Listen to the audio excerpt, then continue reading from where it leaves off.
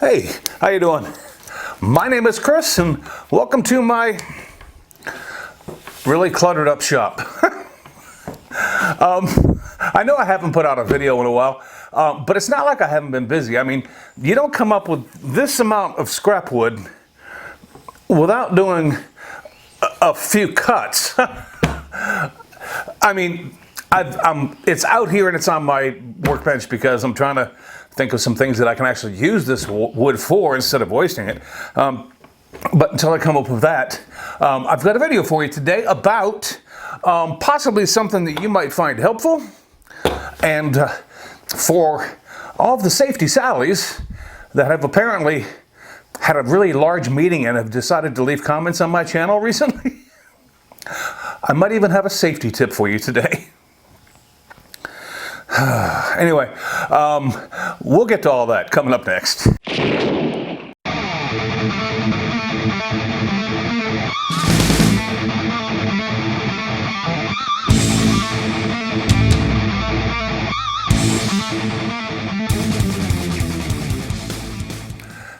All right, let's start out with this little guy. And this thing, I bought it on Amazon for a whopping $7.50. I mean, I'm sure you could find something like this elsewhere, but that's where I got mine. And I'll leave a link down below for you in case you're interested. And I don't have affiliate links, so if you decide that this is something you'd like, that's great. If you don't, well, frankly, Scarlett, it's like whatever. But let me show you what this thing does and why I decided to get one. And I'll be honest with you, this thing works pretty well. What this is, and some of you may already recognize it, but in case you don't, this is a magnetizer and a demagnetizer. And I'll tell you why I got it. Have you ever had to do a little job with a little very tiny screw? And I don't really have a lot of tiny screws in my shop, but I'll show you with this one. Have you ever had to use a screwdriver with a screw on it like that, and then you've had to turn it upside down and try to hold it? Unless this thing is magnetized, it becomes a real pain in the butt when you get into some tight corners. So this thing, it has the magnetizer on the bottom, the demagnetizer on the top. If you just take this and run it through the magnetizer a couple times,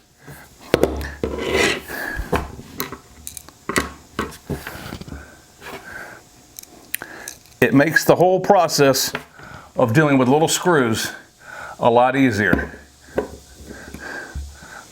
And for $7.50, that's an annoyance I was happy to pay to go away.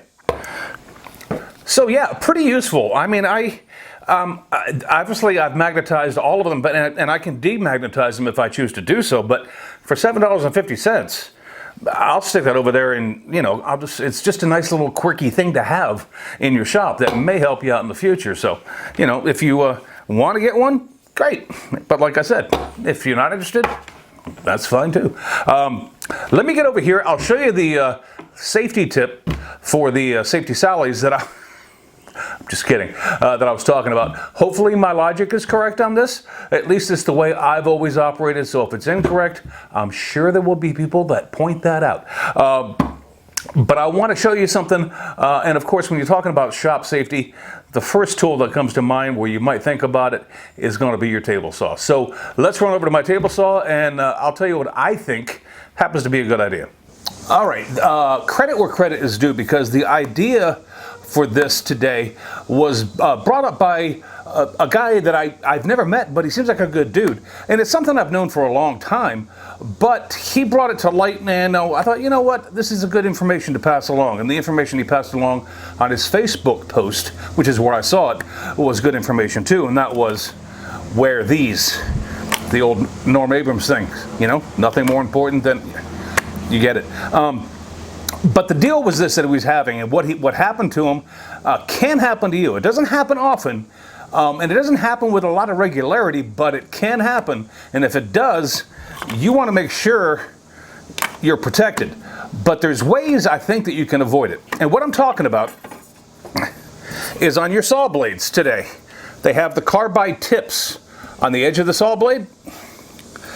Sometimes, like I said, not always, but sometimes, these carbide tips can dislodge from the steel they're adhered to. And when they do, that can cause problems, because if you think about it, your table saw blade spins towards you. And if a tooth decides to fly off, what direction is that tooth going in? Exactly.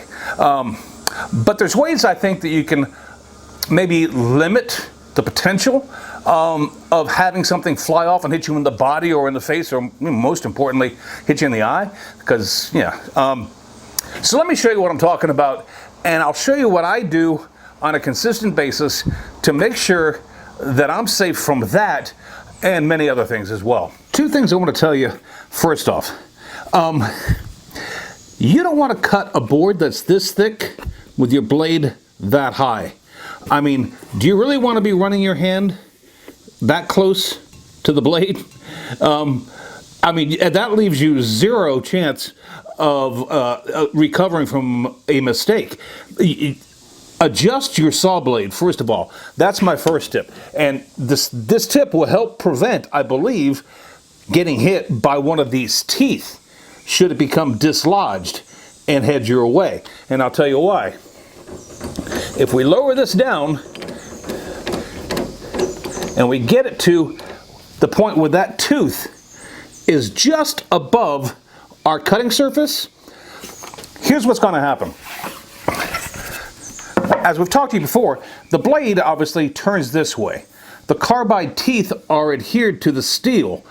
If, for some reason, the adhesion of the carbide in the steel fails, it's going to throw, I mean, the centrifugal force of it is going to throw it back at you. If you have that blade buried in this wood, and if the reason why the carbide gets dislodged from the steel is because it makes contact with the wood, where's it going to hit? It's going to hit down below. See, you can't even see. There's a tooth of the saw blade. Let me see if I can raise this up for you and show you. There's a tooth of this saw blade sitting right there. But when you lower it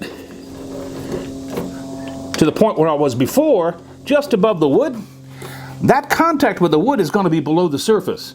And so if it does hit the wood, it's not going to come back at you.